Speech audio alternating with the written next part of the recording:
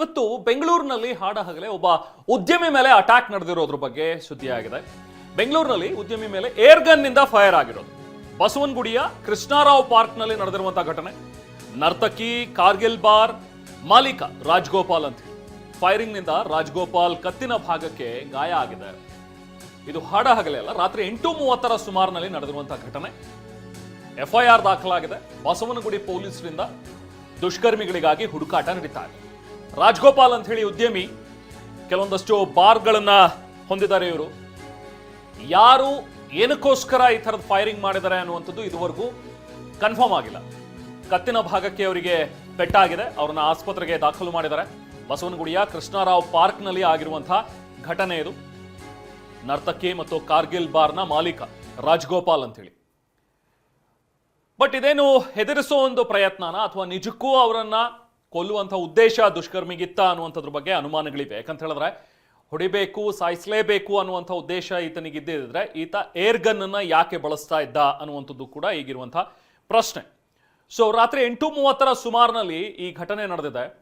ಸದ್ಯಕ್ಕೆ ಎಫ್ಐಆರ್ ಆಗಿದೆ. ಬಸವನಗುಡಿ ಪೊಲೀಸರು ಕೂಡ ಹುಡುಕಾಟವನ್ನ ನಡೆಸ್ತಾ ಇದ್ದಾರೆ. ಇದುವರೆಗೂ ಯಾರು ಅನ್ನುವಂಥದ್ದು ಗೊತ್ತಿಲ್ಲ. ಮತ್ತೆ ಯಾಕೆ ಈ ಉದ್ಯಮಿ ಮೇಲೆ ಅಟ್ಯಾಕ್ ಆಗಿದೆ ಅನ್ನುವಂಥದ್ರ ಬಗ್ಗೆನೂ ಕೂಡ ನಿಖರವಾದ ಮಾಹಿತಿ ಲಭ್ಯವಾಗ್ತಾ ಇಲ್ಲ. ಬಹುಶಃ ಏನಾದರೂ ಹಣದ ವಿಚಾರಕ್ಕೆ ಸಂಬಂಧಪಟ್ಟಂತೆ, ಹಣಕಾಸಿನ ವಿಚಾರ ವ್ಯವಹಾರಕ್ಕೆ ಸಂಬಂಧಪಟ್ಟಂತೆ ಏನಾದರೂ ವೈರತ್ವ ಇತ್ತ, ಆ ವೈರತ್ವದಿಂದಾಗಿ ಇವರಿಗೆ ಬೆದರಿಸುವಂಥ ಒಂದು ಪ್ರಯತ್ನ ಏನಾದರೂ ಮಾಡಿದಾರ ದುಷ್ಕರ್ಮಿಗಳು, ಅಥವಾ ನಿಜಕ್ಕೂ ಇವ್ರ ಮೇಲೆ ಹಲ್ಲೆ ಮಾಡಿ ಅಟ್ಯಾಕ್ ಮಾಡಿ ಇವರನ್ನ ಸಾಯಿಸುವ ಉದ್ದೇಶ ಇತ್ತ ಅನ್ನುವಂಥದ್ರ ಬಗ್ಗೆನೂ ಕೂಡ ಎಲ್ಲ ಆಂಗಲ್ನಲ್ಲೂ ಈಗ ಸದ್ಯಕ್ಕೆ ಪೊಲೀಸರು ತನಿಖೆಯನ್ನ ಮಾಡ್ತಾ ಇದ್ದಾರೆ. ಇನ್ಫ್ಯಾಕ್ಟ್ ಕೋಟ್ಯಾಂತರ ರೂಪಾಯಿ ಬಿಸ್ನೆಸ್ ಅನ್ನ ಹೊಂದಿದ್ದಾರೆ ರಾಜಗೋಪಾಲ್ ಅವರು.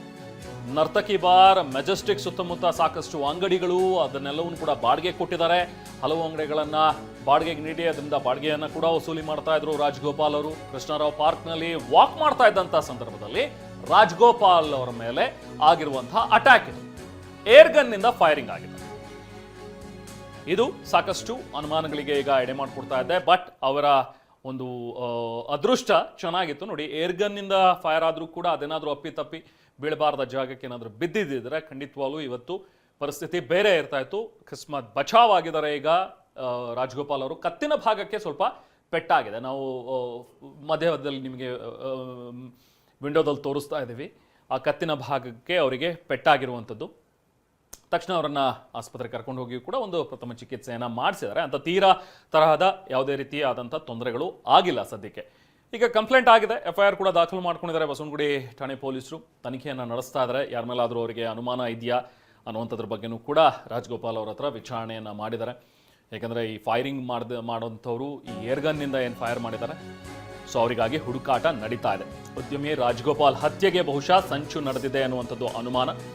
ರಸ್ತೆಯಲ್ಲೇ ನಿಂತು ಏರ್ಗನ್ನಿಂದ ಫೈರಿಂಗ್ ಮಾಡಿರಬಹುದು ಅನ್ನುವಂಥ ಶಂಕೆ ವ್ಯಕ್ತವಾಗಿದೆ. ಬಸವನಗುಡಿಯ ಕೃಷ್ಣರಾವ್ ಪಾರ್ಕ್ಗೆ ಈಗ ಸಿಸಿಬಿ ಟೀಮ್ ಕೂಡ ಭೇಟಿ ನೀಡಿ ಪರಿಶೀಲನೆಯನ್ನ ಮಾಡ್ತಾ ಇದ್ದಾರೆ. ಸದ್ಯಕ್ಕೆ ಅವರನ್ನ ಆಸ್ಪತ್ರೆಗೂ ಕೂಡ ದಾಖಲು ಮಾಡಿದ್ರು. ಅದೃಷ್ಟವಶಾತ್ ಯಾವುದೇ ಹೆಚ್ಚಿನ ಅನಾಹುತ ಸಂಭವಿಸಿಲ್ಲ. ಘಟನಾ ಸ್ಥಳ ಮತ್ತು ಆಸ್ಪತ್ರೆಗೆ ಕೂಡ ಪೊಲೀಸರು ಭೇಟಿಯನ್ನ ನೀಡಿ ಮಾಹಿತಿಯನ್ನ ಪಡ್ಕೊಂಡಿದ್ದಾರೆ. ಮೇಲ್ನೋಟಕ್ಕೆ ಬಹುಶಃ ಟಾರ್ಗೆಟ್ ಮಾಡಿ ಇವರ ಮೇಲೆ ಅಟ್ಯಾಕ್ ಮಾಡಿದಾರಾ ಅನ್ನುವಂಥದ್ದು ಕೂಡ ಒಂದು ಶಂಕೆ.